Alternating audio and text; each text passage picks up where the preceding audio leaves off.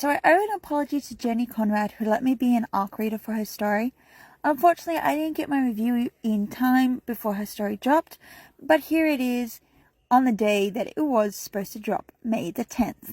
Okay, so when I read the synopsis and saw the book cover, and when Jenny was asking for ARC readers, I put my hand up because both of them seemed quite interesting and I was really quite pulled into the story. Now, reading the story, not only does it take from other worlds such as Neverland, but it also takes from Alice in Wonderland, Labyrinth, and Wizard of Oz, surprisingly blending the pre-existing IPs into their own without seeming boring or useless, which is very hard to do because when you take other authors' works, most of the time it comes off as a fanfic story, but somehow Jenny managed to do it where it doesn't come off as a fanfic. Now, when I started reading it, it also started reminding me of authors who existed in the 1800s, particularly authors who owned these rights to these stories. The story was quite simplified, yet over-explaining, but somehow not killing the story at the same time. It felt like it belonged amongst the works of Lewis C. Carroll, of James Matthew Perry, and so on. So it felt like it just belonged.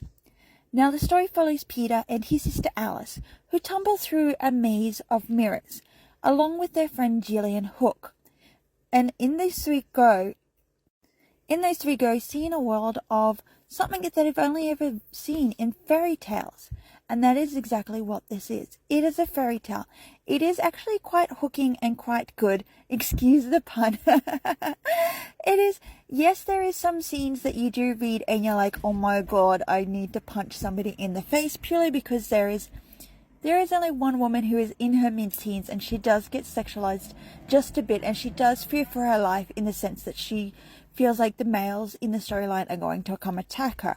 So it does set your stomach on a quease, and as a female reader, I understand those feelings. But then throughout the story, you get to learn all about these different creatures, such as the mermaids and the harpies and the Queen of Hearts, which is a nice little twist. I did actually fall in love with Smee, so I hope he comes back, but there is a book too, and I am quite intrigued to see how this will go.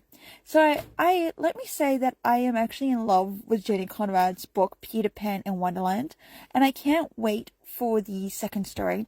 This is not a spicy book, but you definitely will send your heart aflutter with a few scenes. And like I said, go on and check it out.